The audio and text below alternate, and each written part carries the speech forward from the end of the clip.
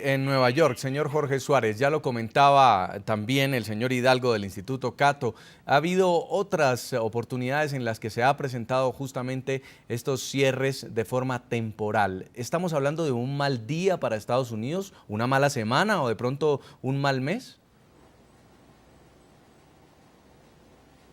Yo creo que lo que estamos viendo es la continuación de una serie de desacuerdos que provienen desde hace rato, desde que hablábamos de este secuestro, de este embargo y antes de eso. O sea, yo creo que lo que estamos viendo es básicamente el reflejo de una polarización importante que se da en el electorado, donde yo creo que se han radicalizado las posiciones. Esto se refleja así en el legislativo y en cierta forma lo que estamos viendo es que dado que hay elecciones en el legislativo el año que entra, hay posiciones que se vuelven un poco más extremas. En ese sentido, yo creo que si bien estoy de acuerdo con el señor Hidalgo en cuanto a que este no es un problema serio en este momento, lo que sí amenaza con volverse un problema serio es la falta de acuerdo que está habiendo entre las dos partes, porque lo que no veo es qué es lo que haría que una de las dos partes ceda. Claramente el costo político para cualquiera de los dos sigue siendo alto por ceder, lo cual implica que Estados Unidos puede estar en una situación delicada por tener demasiada polarización en las dos cámaras del legislativo. Ahora, señor Juan Carlos Hidalgo, los congresistas son elegidos para administrar, para hacer el bien a la población. ¿Cómo es posible que por encima pongan sus intereses políticos y terminen causando un daño justamente a sus electores? Estamos hablando de 800.000 empleados públicos que hoy se quedaron en la casa. Jefferson, yo creo que hay que tomar en cuenta la manera en que está estructurado el gobierno de Estados Unidos. Llamar chantaje, llamar arma de destrucción masiva a lo que los fundadores de Estados Unidos hicieron a propósito, que es un gobierno dividido en diferentes poderes, un Congreso que está dividido en dos cámaras que pueden estar en el control de dos diferentes partidos, como en este momento, una Casa Blanca, un Congreso, un gobierno federal, los diferentes estados, en fin. El objetivo número uno de los fundadores de Estados Unidos era que el gobierno no estuviera concentrado en un solo partido o en un solo hombre. Así que este tipo de situaciones estaban contempladas una vez que los fundadores del país redactaron la Constitución y elaboraron las instituciones de este país. Podremos no estar de acuerdo con la estrategia de los republicanos y yo creo que efectivamente los republicanos han escogido una muy mala batalla tratando de derogar una ley que ya fue aprobada por ambas cámaras del Congreso, que ya fue sancionada por el presidente, que ya pasó por el veto de la Sala de la Corte Suprema, pero no podemos decir que es ilegítimo y no podemos cuestionar que la Cámara de Representantes está en su facultad constitucional de eventualmente ejercer este poder de la billetera, ejercer este poder presupuestario que está ejerciendo. Y basta con leer el Federalista de James Madison, el autor de la Constitución de Estados Unidos, para ver que él preveía efectivamente que la Cámara de Representantes, que es la Cámara de mayor ligamen con el pueblo, ejerciera este poder de control sobre el presupuesto del gobierno federal. Así que yo creo que tenemos que ver la gran imagen aquí.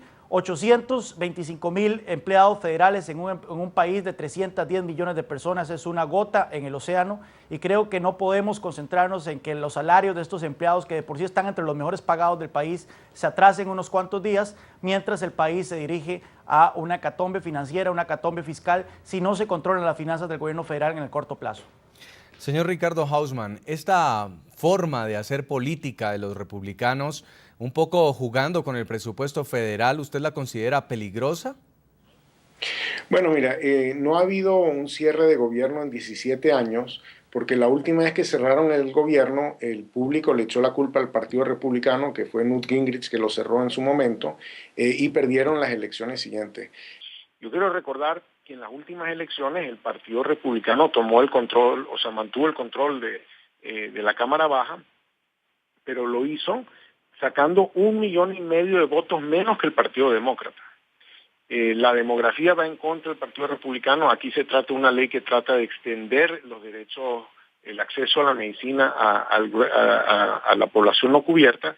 Cierto, es una minoría de la población que está no cubierta, pero es un poco una solidaridad con la parte más débil. Hay mucha gente que quisiera poder acceder a las posibilidades de seguro médico que ofrece la ley, esta política lo que está tratando de hacer es impedir la aprobación de una ley que ya se votó, y es usar un mecanismo realmente muy indirecto para decir, mire, si no me dan la razón a mí, yo paro el juego. Si no me dan la razón a mí, yo voy a hacer que Estados Unidos haga default sobre su deuda. Esas son armas de destrucción masiva, esos son armas que matan o que dañan indiscriminadamente.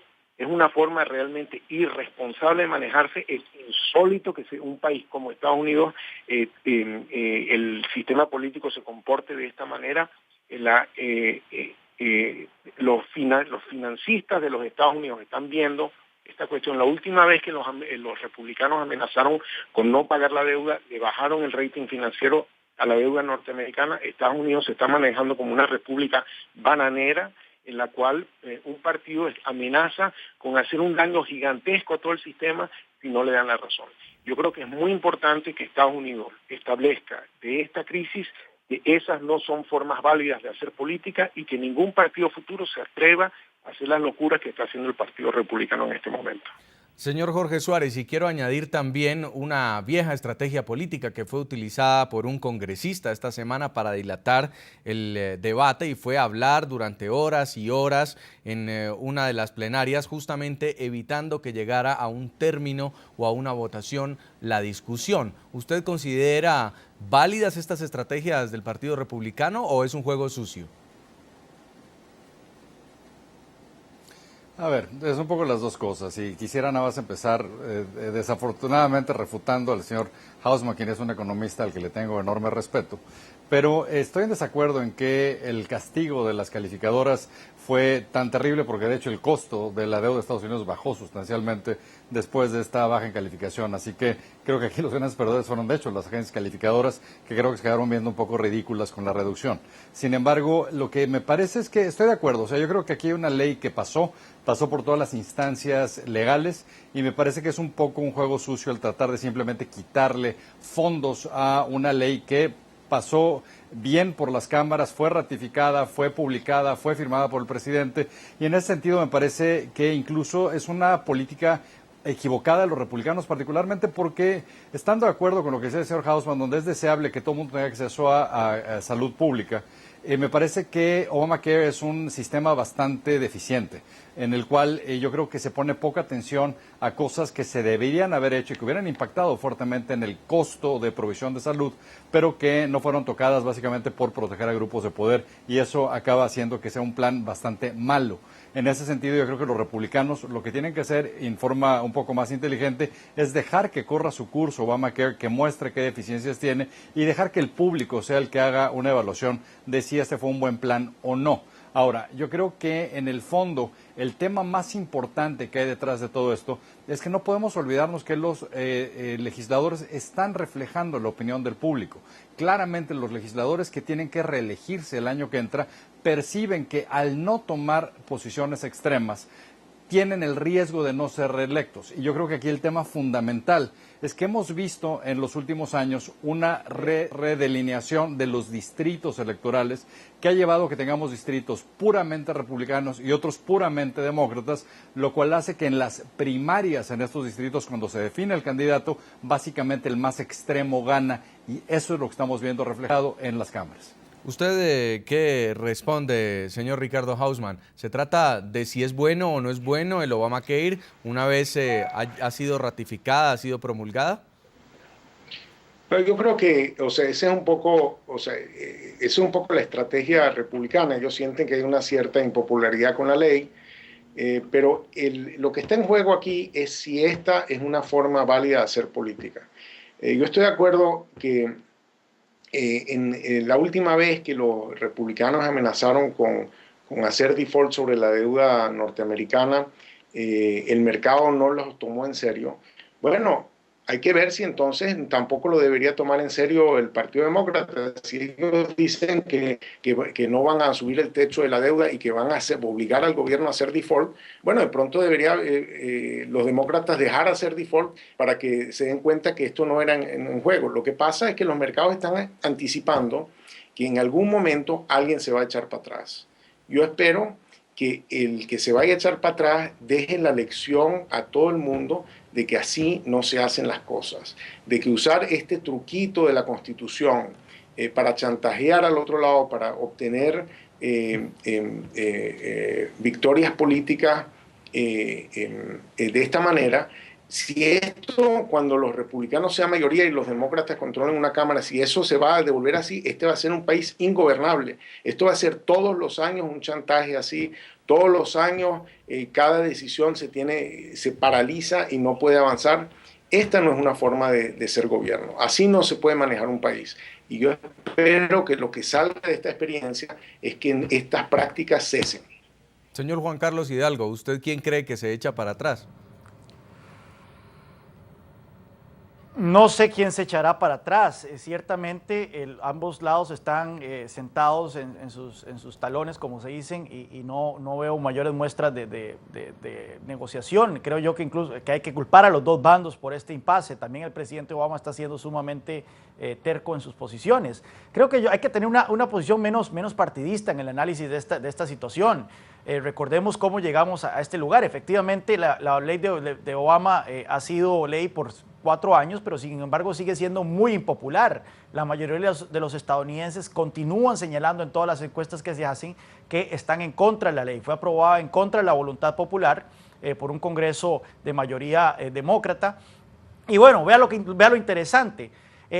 Conforme la ley fue aprobada, la presidenta de la Cámara de Representantes en ese momento, Nancy Pelosi, dijo que había que aprobar la ley para ver qué había en ella. Ese grado de irresponsabilidad fue lo que primó durante la discusión de la ley en el Congreso. Una vez aprobada, hemos empezado a ver las montones de cosas malas que tiene esa ley, al punto que el mismo presidente Obama ha admitido los serios problemas que tiene la ley de salud, su ley de salud, y ha dicho que por lo menos uno de los pilares fundamentales de la ley, como es el mandato a los empleadores, la obligación que tienen las empresas de más de 50 empleados para darle seguro a sus trabajadores, ha dicho que va a posponer dicho mandato hasta el 2015, de tal forma que no se vean sus efectos hasta después de las elecciones legislativas del 2014. Eso es politiquería y además es ilegal. Nada en la ley le faculta al presidente de Estados Unidos a escoger qué partes pueden entrar en vigencia y qué no.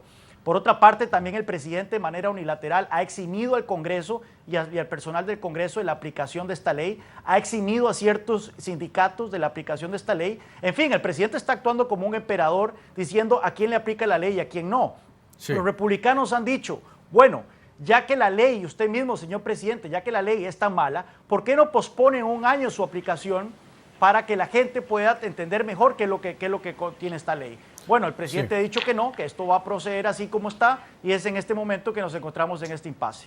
Hoy le preguntamos a nuestros televidentes también su opinión sobre esta polarización política que hay entre demócratas y republicanos y que ha llevado a una parálisis temporal del gobierno federal de los Estados Unidos. Vamos a leer qué escriben los televidentes a las cuentas de Twitter. Juan Bernaza dice, ¿por qué será que los políticos a veces solo piensan en sus intereses personales? Muy mal paralizar el país por debates así. También nos escribe José Méndez y dice, Estados Unidos, ese admirado y querido país, debe regresar a los valores de la libertad económica, debe parar de imprimir monedas sin respaldo.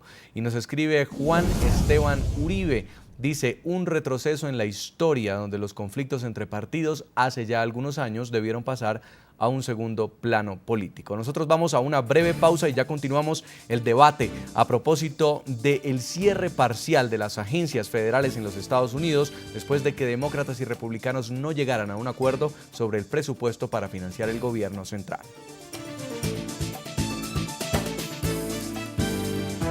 Ya regresamos con La Noche.